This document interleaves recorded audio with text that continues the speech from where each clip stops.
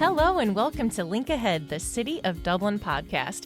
And we have reached a major milestone for our podcast. This is our 100th episode. Can you believe it, Bruce? I can't. That's crazy to me. I know when you came to us with this idea for a podcast, I had no idea that we'd be sitting where we are right now, talking to who we're going to be talking to for our 100th episode. Exactly. Yeah, we have a very special guest today for this special episode. So today we welcome culinary and restaurant legend Cameron Mitchell to Link Ahead. Welcome, Cameron. Thank you, Bruce. Glad to be here. And for our listeners, if you hear a little noise in the background, we are at Valentina's in Bridge Park. So, Cameron, music to my ears. Music to your ears, yes. And Cameron, let's start with the number 100. As we mentioned, our 100th episode, and you now have 100 restaurants. Talk about that milestone. Well, actually, today we'll open our 111th restaurant. Nice. 2 weeks from now, we'll open our 112th Ocean Prime in Nashville. But we opened at Cento, which was down in German Village, which was our 100th restaurant we've opened since we started. And that Cento means 100 in Italian. So there you go. We came up with the name.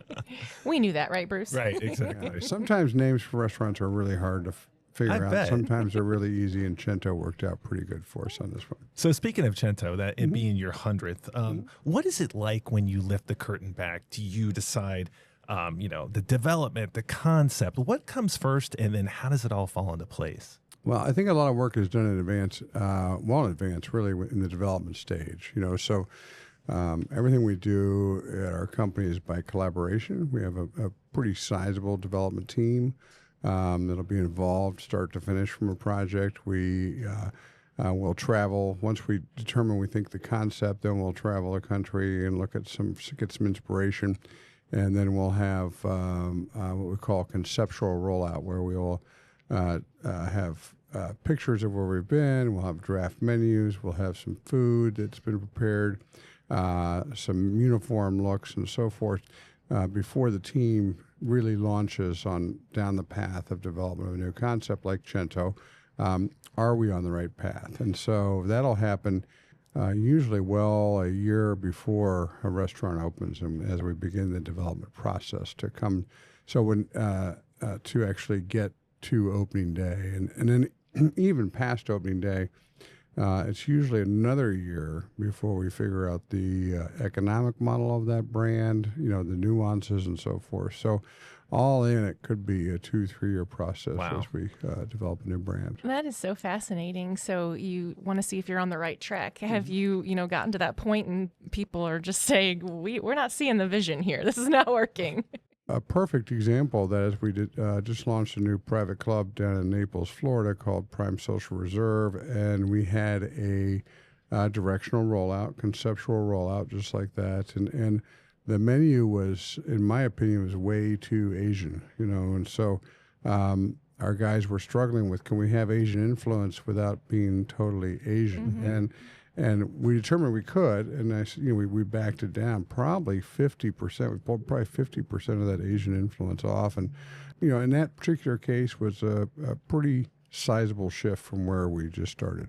Always ready to adapt. Yeah. And while we talk about milestones, Cameron Mitchell Premier Events is celebrating its 25th year anniversary. And I know we're very familiar with that. And anytime it's going to be a Cameron Mitchell catered event, it's going to be an elevated experience. But talk a little bit about that part of your business. That was launched in 2001 by Melissa Johnson, who at the time was an assistant manager for us. And I said, would you like to start this catering company we're going to start? And she said, yeah, sure, sounds good. She had no idea what she was getting into. But anyways, but she held on, so that was good. But, we were doing a lot of catered events for, VIP guests of ours or VIP clients of ours. And it was just taking up ungodly amounts of our time as, the operators of the business, senior leaders of the business. And so we had to make a choice. We're either, we're going to start a catering company that can help handle all this, and we also were growing at the same time. So we're starting to have several internal events too. So it played two roles for our company. Some external events that we were doing, and requests from our guests and VIP clients, and then taking care of our internal meetings also. So that we had a lot of times throughout the year. So it's been very good for us, and it's grown over the years. I never thought really it'd be this far along, and 25 years later, but here we are. So. All right. Well, let's jump in the time machine now and go back a few decades. So you dropped out of high school your sophomore year and came back and graduated, and academics really wasn't your jam. So tell us about Cameron Mitchell, the teenager. Well, I was a troubled youth. My folks split when I was 9 and finally got divorced when I was 12, and I was doing the every other weekend at my dad's for a while, and my mom was struggling, and it just was difficult, so that was... And I started to blame everybody, was angry and all that. Sure. And so, and I got into, drugs and alcohol. And so by the time I was 15, my sophomore year in high school, I was just completely incorrigible and so forth. And my mom had an appointment scheduled with me with Franklin County Children's Services. And that's when I hit the road and left home and came back the night before my junior year was to start. And so I literally had the clothes on my back, and she couldn't afford lunch money, so I had to work in the high school cafeteria at Arlington High School for a half hour every day to pay for lunch, to get lunch. And then I needed spending money, and so I got a job at Cork and Cleaver, which was over on Old Henderson Road, which is now Hyde Park, washing dishes at $2.65 an hour, and that was the start of my restaurant career. So I started in the restaurant business in 1980, and I like to joke that in 2030, coming up, 50 years in the restaurant business, and hopefully have some street cred by then. People listen to me, but so we'll see how that goes. Yeah. And you write about all of this in your book called "Yes is the Answer, What's the Question?" A great read. But you talk about being this dishwasher. Hard to believe I don't really read any books. So. Well, that's a good one if you want to give it a look. And so you talk about being a dishwasher and then having an epiphany, as some might call this, the epiphany of all epiphanies, and say, this is what I want to do with my life. And then, what was that light switch moment for you? Well, I remember I really had two that were real game changers for me. That was the first one. So I just graduated high school, living at home with mom, working for beer money, 18 years old, going nowhere. And I was the laziest guy in the kitchen. I'd gotten suspended for 3 days for being late one too many times. So I served my suspension. I was on probation. And it was a Friday shift change. This time it was Max and Irma's. This is February of 1982. Max and Irma's over on Kenny Road, which back in the day was just packed to the That gills. place was huge. Yeah. Oh, yeah. And so anyways, I'm, laziest guy in the kitchen on Friday. I was the working for the man on Friday, and I had a lousy attitude on Friday. And so shift change came around. I was working a double shift that day, AM cook and PM host. They needed me to host to the front door. And so it was pandemonium, a shift change. The restaurant was half full already. The bar was packed. The managers were, barking orders. The AM shift was trying to leave. PM shift was trying to come on.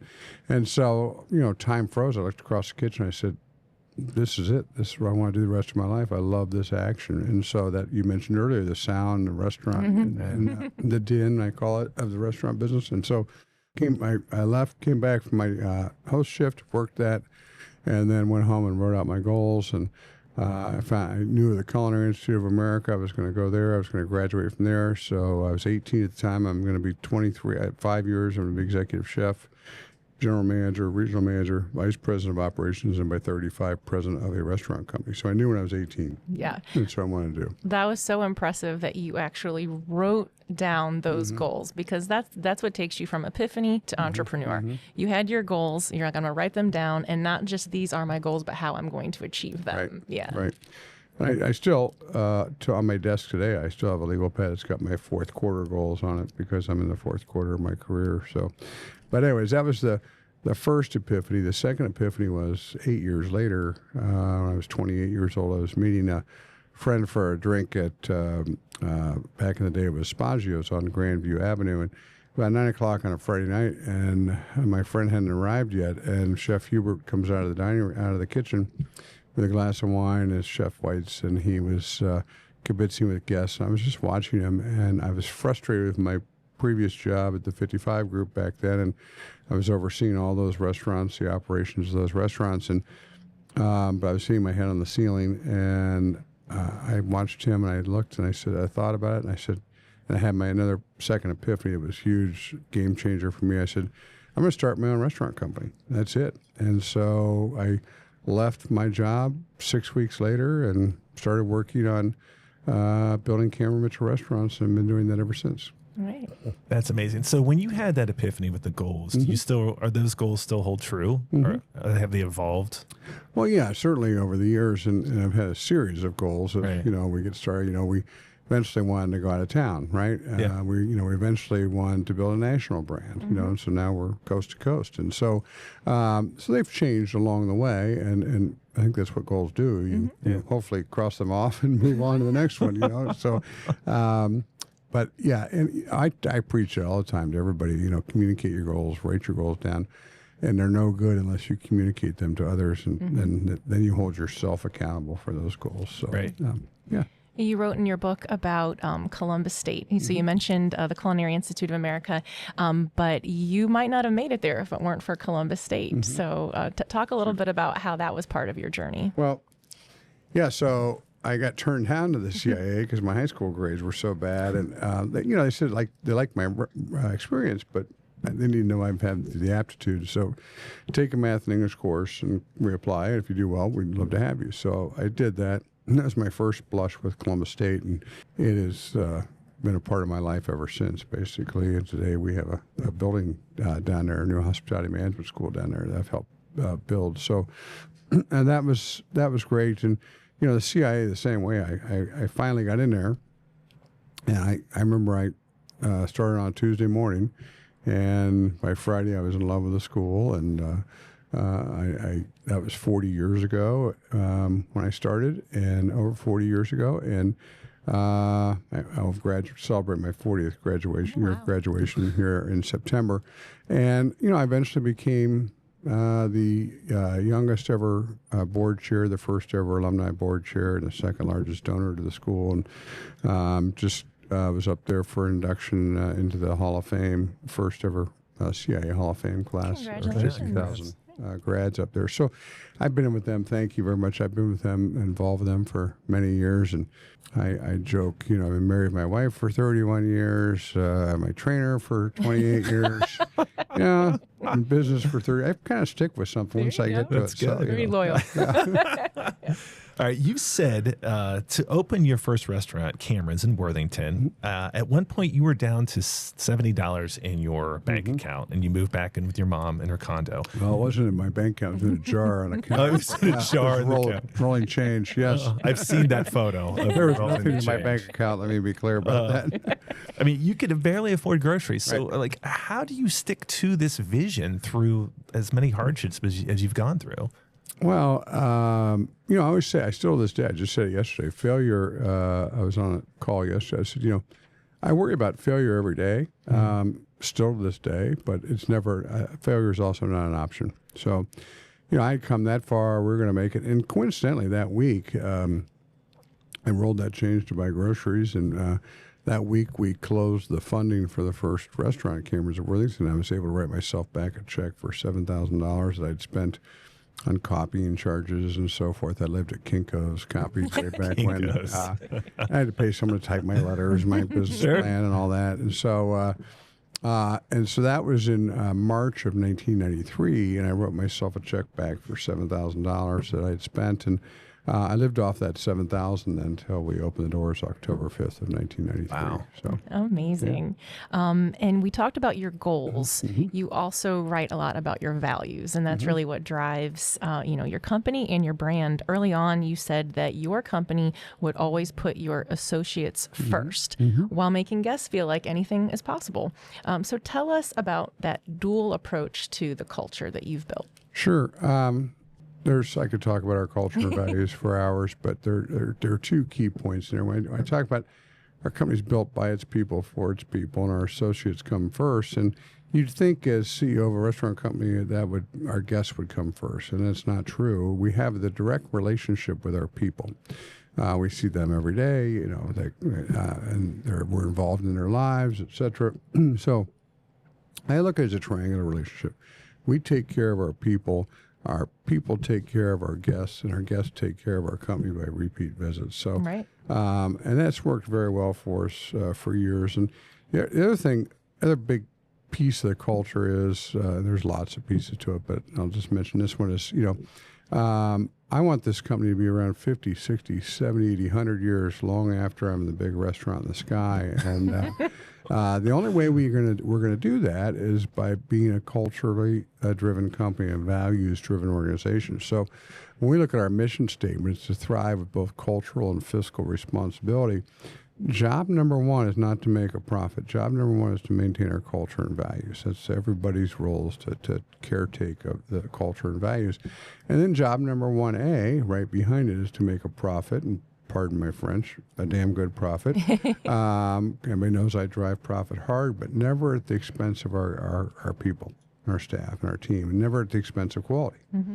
So we try to run a great shop, and we're in business to make money. Money fuels growth, which fuels opportunity, and all those other things. That's why we've had so many, hundreds of CMR marriages and hundreds of CMR babies, and and built careers for so many people because we've been successful that way. But it's always culture first, always.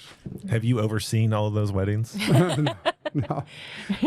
They just invite me because they know I'm going to send a gift. But I love your honesty. You send them a Cameron Mitchell gift card that would be great. because those are better than cash. That's right. right. You get one of those. That's the best Christmas present ever. All right, let's take another big leap forward. You have over 100 restaurants, huge concentration here in Central Ohio, but you have locations from Dallas to Denver, Phoenix to Philadelphia, Los Angeles, Las Vegas. So is it designing menus or designing concepts that really gets you excited? Well, building restaurants out of town doesn't get me as excited as I used to.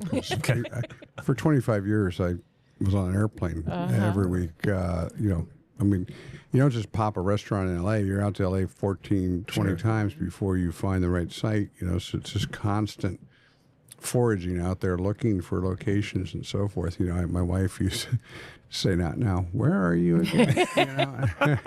So it's like, "Where's Waldo?" But that was a long haul. Let's put it that way. Today, I don't have to do that now. I just get to go approve sites, so that works out well. But I joke, if I don't ever have to walk down another Marriott Courtyard hallway, I'll be fine. So that's my life. All right, then closer to home, let's talk about where we are right now, Valentina's. Tell our listeners your earliest thoughts on creating an Italian eatery here in Bridge Park. Well, there are nuances. We have Marcello's, we have Martini, now we have Cento, and we have Valentina's. And so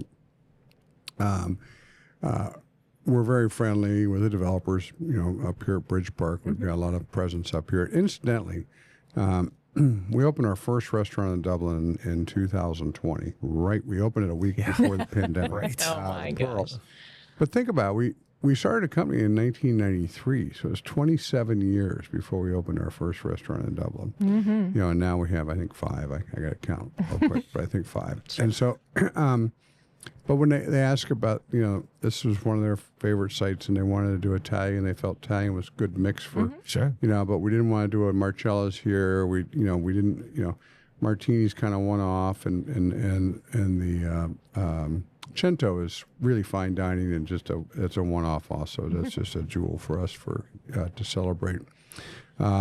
So we created Valentina's, which is it's in that polished casual segment. It's not necessarily casual, but it is casual to a certain extent, not white tablecloth, but that's polished casual. It's a little bit of elevated experience. All from scratch food, from scratch dough for the pizzas, etc.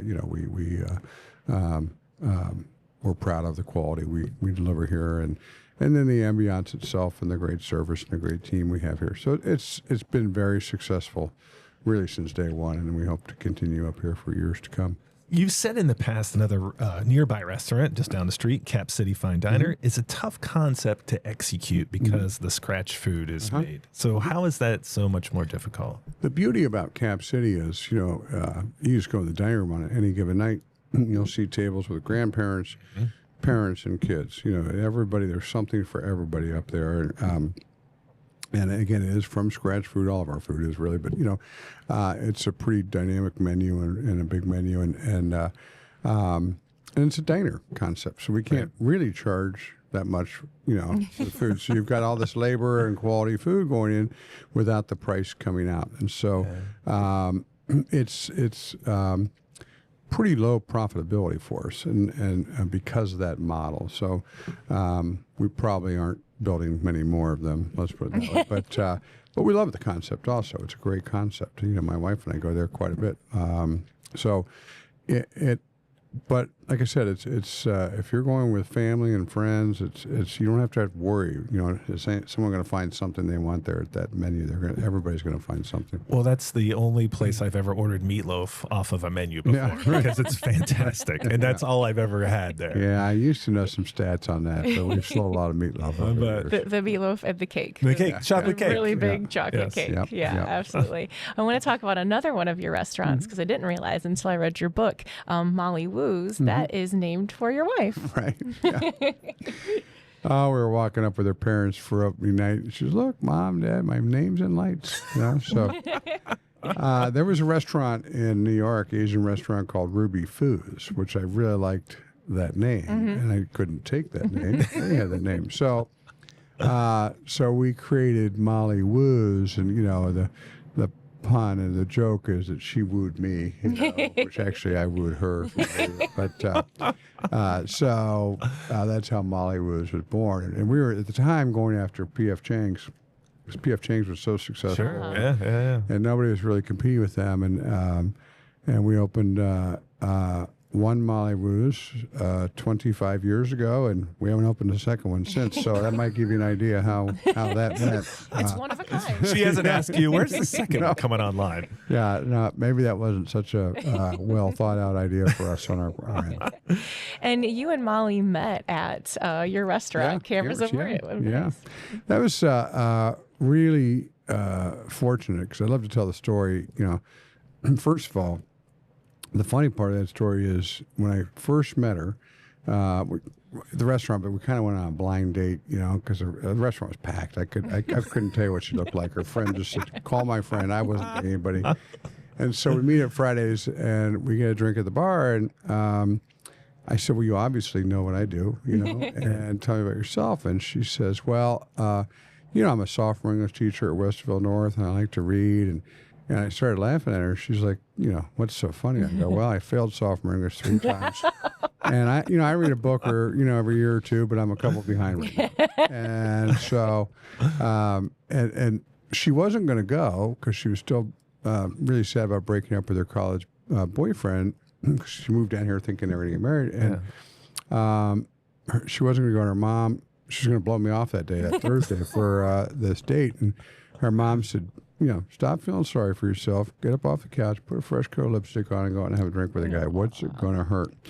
And so she goes, "Okay." So we meet at 9 o'clock at Fridays, and we end up closing the bar down that night. And she wrote in her journal, thought she met the guy. I told my buddies, I thought I met the one, and we were engaged 7 months later and married 10 months after that. Oh, wow. So, He really wooed her. Yeah, well, we joke about it all the time now. We're 3 kids and 31 years and happily married. We're like, how the hell did that happen?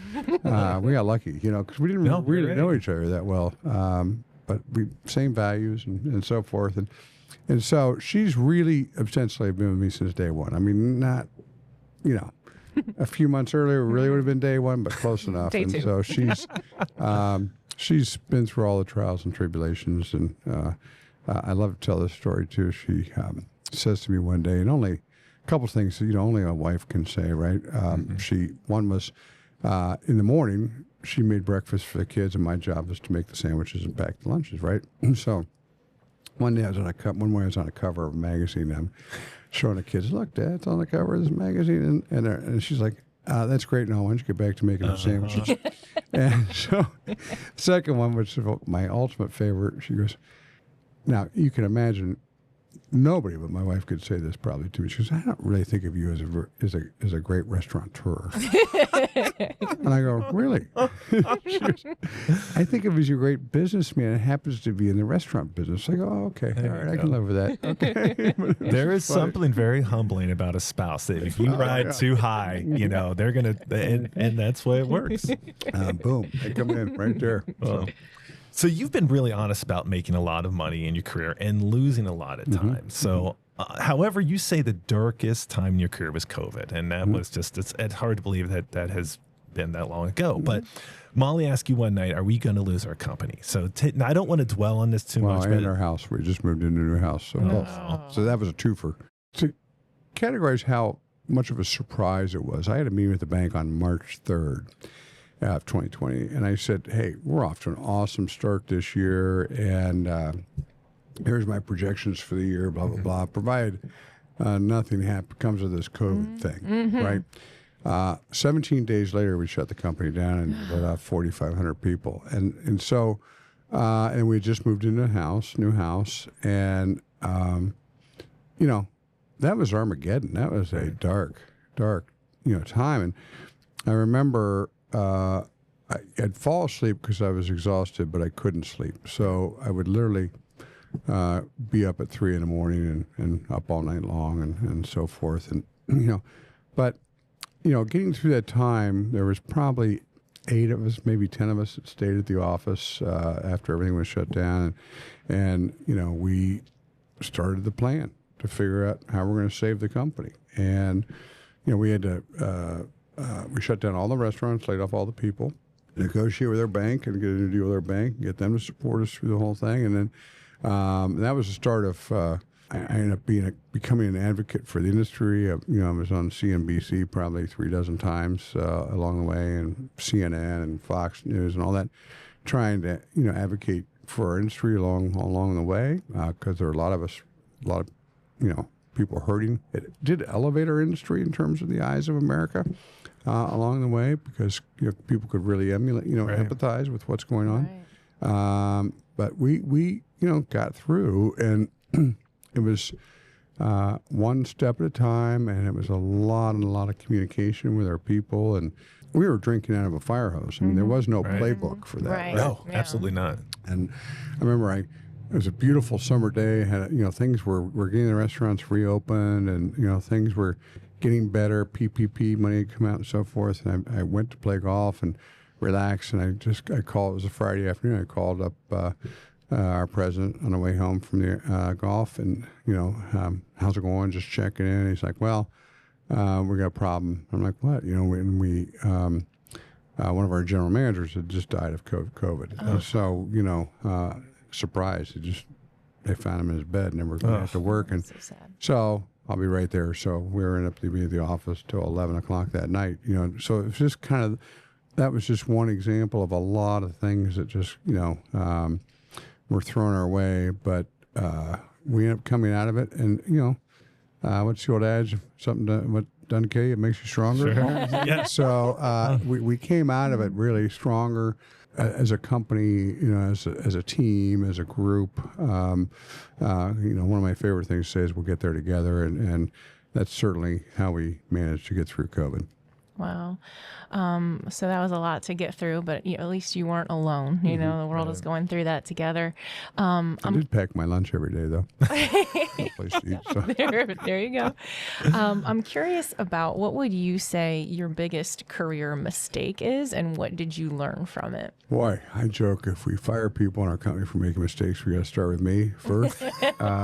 So let's start with that one. But I think my biggest mistake was we signed a deal to do a Marcella's out in Scottsdale, and I never even went and looked at the site. I knew the mall was Scottsdale Fashion Mall, pretty successful mall out there, and so I just thought it'd be very successful. And we're getting ready to sign the lease, and this is right before the crash. This is September of 2008.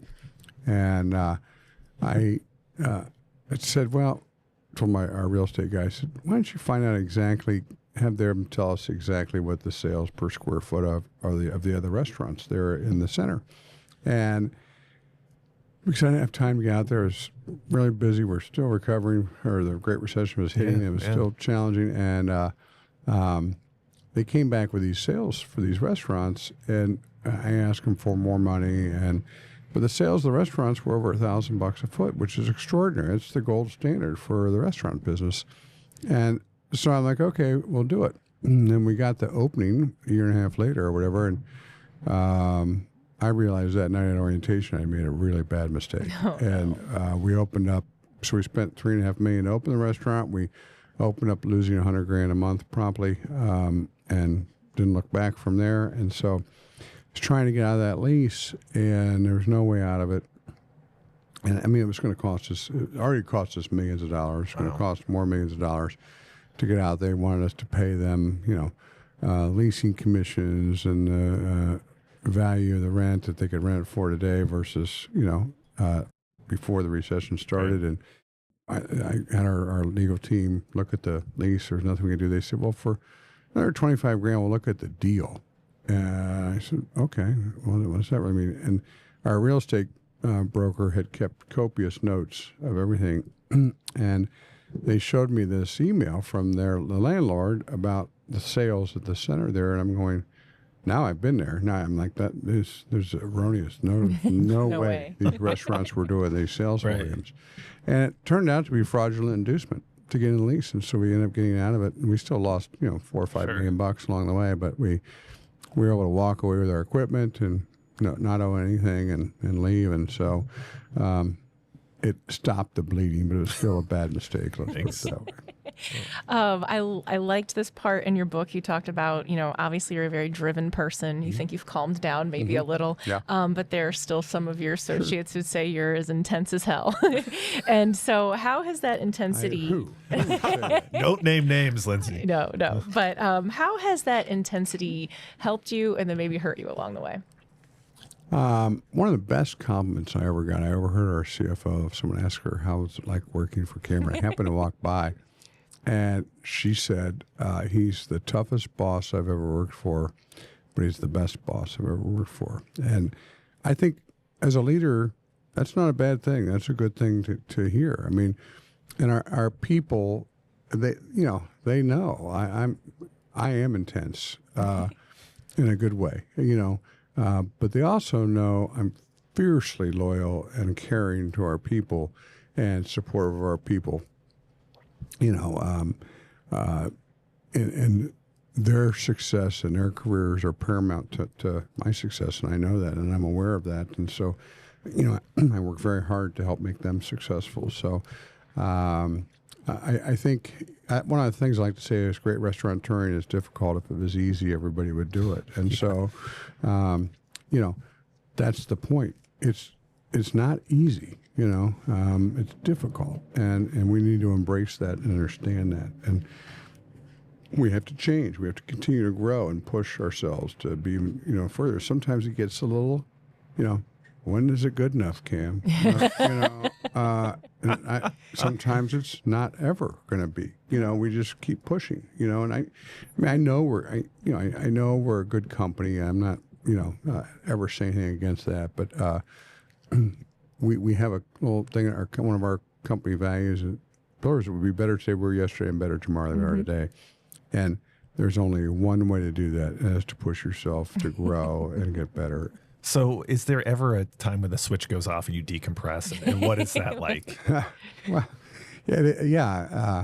it's more and more often today because I'm older. I get tired more easily and so forth. So, don't have the energy and the stamina I had. So, I'm calming down and so forth. But I also feel lead dog sets the pace, right? And so if the moment I accept something and it's not our standard or our level or our quality, is the moment everybody else starts to do that. Sure. And so,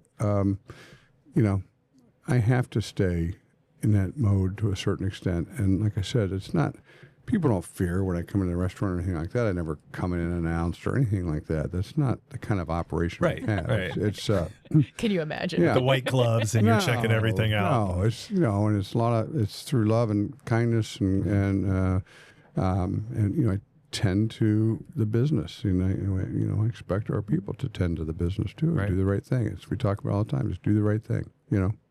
So let's talk about Dublin now. You have multiple restaurants in Dublin, and honestly, Bridge Park isn't Bridge Park without your anchor restaurants. So what did you see in our city, especially this location, that made you want to invest here? Remember, prior to Bridge Park, this used to be, I think, Bash. This was a driving range. There was a Tim Hortons right over here. Right. So you don't really, when I think about Dublin, it was the old Dublin, and and the historic district there. Those restaurants, they were wonderful and killed it, but there was no place for another restaurant to come in there. Right. And there's no secret. Dublin's got 3 high schools. Maybe the third wasn't built yet. I don't know, but I think it was. And it's a huge booming community, and was way underserved. And so we did our first deal with Brent Crawford at Hudson 29 and Lane Avenue. That's when I first met Brent. And Love that place. yeah, and so he says, I'm doing this big project up in Dublin. I'm like, fabulous, and so the Pearl was our first one there, then the Avenue and our Cap City and so forth. So it's been great. And that led to, we had become friends, and we were out having a happy hour one night. He said to me, asked the question, he says, is there anything you've not done in the hospitality business that you really want to do? And I said, yeah, I really want to open a luxury boutique hotel. My wife and I travel, around the world, and that's one of the things we'd love to do, is stay in little hotels. And I said, why haven't you done it yet? I said, well, I don't really know the hotel business, and the development business. I can develop restaurants, but hotels are different animals and so forth. And I said, well, how about you? Is there anything you've done yet to do and you want to do in business? And he owned at the time, I don't know, 10 limited service hotels and AC Marriott here and so forth. And he goes, I'd like to open up a luxury boutique hotel. I said, why haven't you done that? He said, well, because I know the hotel business and I know development business, but I don't know anything about food, beverage, and hospitality. And we knew right then and there we were going to do something together. And that's how the whole idea was born and conceptually born, and we're equal partners on this new project. And it'll exude hospitality and care and concern, and yes is the answer. What's the question? How can we be of service? How can we help? I just love that. I love going above and beyond, that people's expectations, going back to, how tough a boss I was, right? I'll tell my favorite bathroom story. And that was, I'm in the men's room with the sous chef comes in, and Joe was his name, and he's a heavy-set guy and kind of disheveled, but he's like a big St. Bernard. I love the guy, and I said, just making conversation. I'm like, Joe, spring break's coming up here. This is years and years ago. I go, you're gonna take the kids anywhere? I knew he had 2 kids, and he said, well, we're gonna go to Disney. We just can't afford it. If you know how expensive Disney is these days, it's like unbelievable. Yeah. And I said, well, I'll tell you what, I want you to go home and tell your wife and kids you're going to go to Disney, and I'll make you a deal. I'll use my Southwest miles for 4 tickets for your family down and back, and I'll use my Marriott points for a hotel down there, and if you cover your expenses and your park tickets. And he said, are you serious? I said, absolutely. Take your family to Disney. And, again, it just blew him away. Couldn't believe it, So those things that's what I thrive on. It's just, and our people thrive on just making people's days. Well, and that's leadership. You're not just talking the talk, you're walking the walk. And people look to you for, they see you in those moments where you don't think you're being seen. Yep, exactly. That's integrity. Right. More than anything too, when you're in a walk-in on a Sunday night trying to clean up the walk-in and leave it nice, neat, and orderly for the next person, and nobody's watching, what you do and all those things. So that's where integrity comes in. I always say it takes years to build and days to ruin. Right. And so I'm not going to ruin my integrity on the likes of YouTube, just so you know. Thank you. We appreciate that. With that bathroom story, I was like, we could end up anywhere. I don't know. But, so we recently celebrated the 50th anniversary of the Memorial Tournament presented by Workday.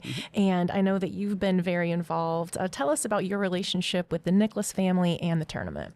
Well, I could talk about that for a long period of time too. So, but anyways, Jack Nicholas, he grew up in Arlington. I grew up in Arlington. Belonged to several of his clubs. I belonged to Muirfield, etc. And he ended up giving me a private sand bunker lesson once out of the blue. Wow. We were playing his course down in Florida. It happened to be closed. Long story how we even got on there, but he comes out and he's watching me chunk one in a bunker, and finally goes, his son was with us. He goes, "Gary, you got a dozen balls. Cam, I can't let you go to the next tee without giving you a bunker lesson." So That's awesome. here I am, the world's greatest golfer, giving me a one-on-one private bunker lesson, which is unbelievable. So anyways, fast forward, the Muirfield tournament started with one of his cronies. They kind of did it this way. Okay, Bob, you take care of catering, but Joe, you take care of ticket sales. It was just kind of like that, right? And but it had grown over the years, and the guy who was handling catering was getting old and was not really into it anymore, and it was not really that great. He started a catering company out of it actually, and so Dan Sullivan, who runs the tournament, asked me, Cam, would you come up and think about doing the catering for the tournament? And I said, yeah, we'd love to, Dan. And so, we go through some gyrations and, okay, here's how we'll organize it. And here's you pay us this much in sales, as far as rent goes, and we'll provide this. And so we get all that worked out. And he goes, all right, well, I'll get it all put in contract form and we'll get it ready to sign. I go, what are you doing that for? He goes, well, don't you want to have a contract? I said, no, I don't need a contract. I go, it's our job to lose, and we're just going to make sure you never ever want to fire us. And he goes, are you serious? I said, yeah. And so we've never had a contract. That's in funny. his 13th or 14th year. Wow. So, yeah.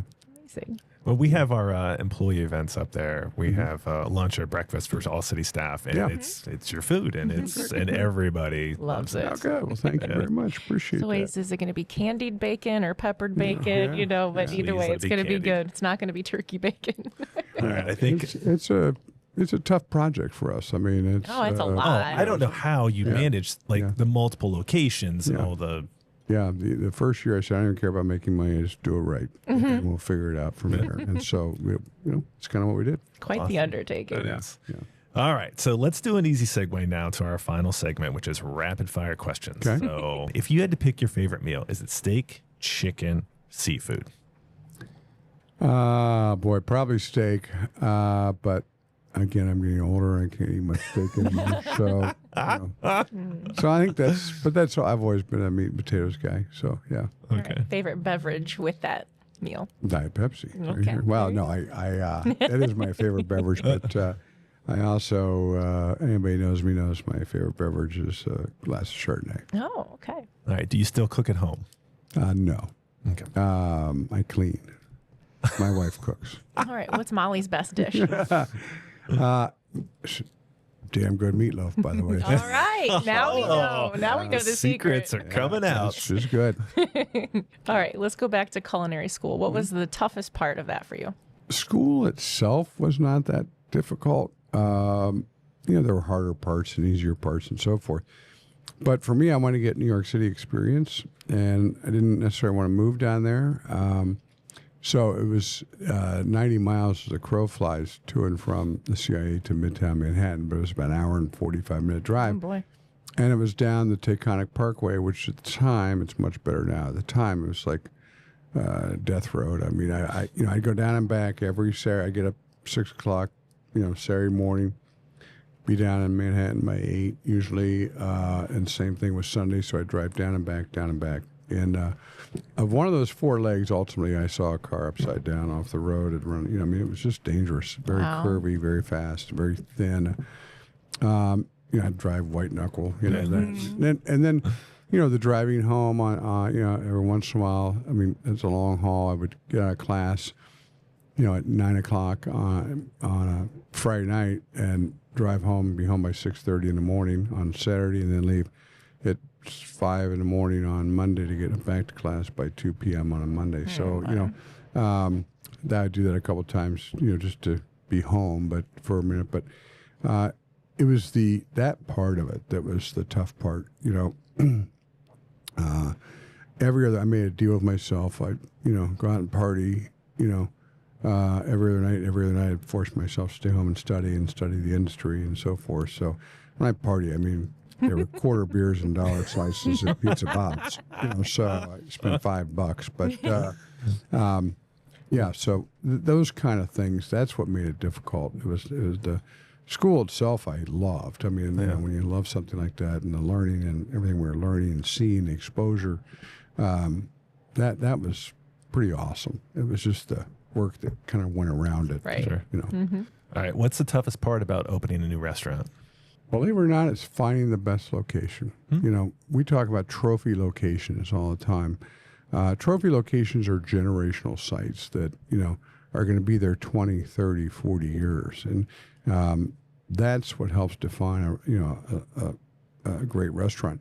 A lot of people would say in retail business, it's location, location, location. I disagree with that. It's location, concept, and operation. You think about it, but if you got a great location and a great concept and a great operation, it's going to be a home run.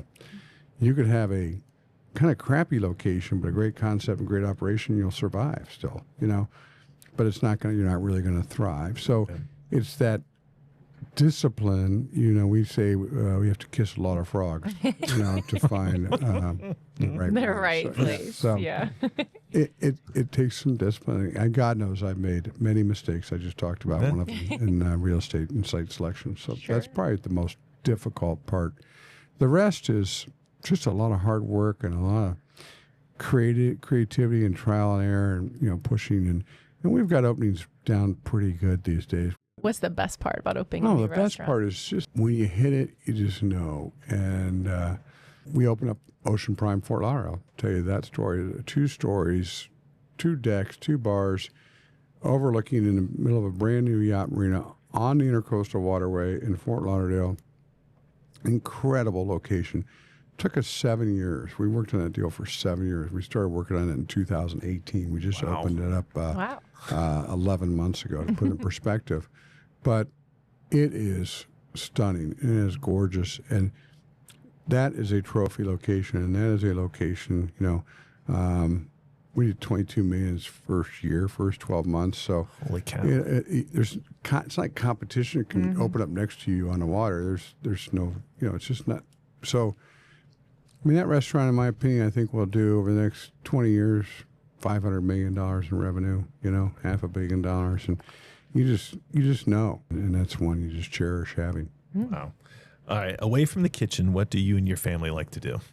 Spend time with each other, travel. We're going to Japan here in 5 weeks. One of the things my wife and I set out to do in the very beginning was to show our kids the world. And I think Charlie, my oldest son, has almost 50 countries on his passport. My daughters were not far behind. They both studied abroad, so that helps for a semester. So they travel every weekend. But they love to see the world, and we want to show them the world, and that's a pretty cool gift, for your kids to, a lot of people don't get that opportunity, A, and B, to understand that, in these different cultures. We went to Africa. We thought we were going to go see the animals, and we saw the animals, but we love the African people, and so they never would have understood that or seen that without actually being there. So stuff like that is very rewarding, and so our next trip coming up here is Japan. So he's going to come back with an idea for a Japanese food concept, I think. I didn't do so good on my last Asian concept. So all right, last question. Please fill in the blank. A great restaurant is? I never asked that question before. The first word that just popped in my mind is a great restaurant is undeniable. You know it. Everybody else knows it. And okay. One or two people give you a ding you here or there, but it's a great restaurant. Right. You don't need to convince anybody. And you have a few of those. Yes. We've had our listen, we're not going to, Michael Jordan, missed 60% of his shots or whatever. I forget the stat, but I mean, it's we're not going to hit a home run every single time, and we strike out every once in a while. It happens. But on the same token, we also hit some really big home runs too at the same time. So, to me, I keep telling people it's a matter of just getting up out of the dugout and walking to home base and keep swinging. That's it. You're speaking Bruce's language now with the baseball references. Cameron Mitchell, our 100th guest on Link Ahead. Thank you so much for your time. Thank you for saying yes to being on our podcast. My pleasure. Thank you very much. I wish you all the best. Thank you. And to our listeners, thank you as well for taking the time to connect with your city. Tune in next time as we continue to explore the many personalities and experiences that make Dublin a thriving place to live, work, and grow.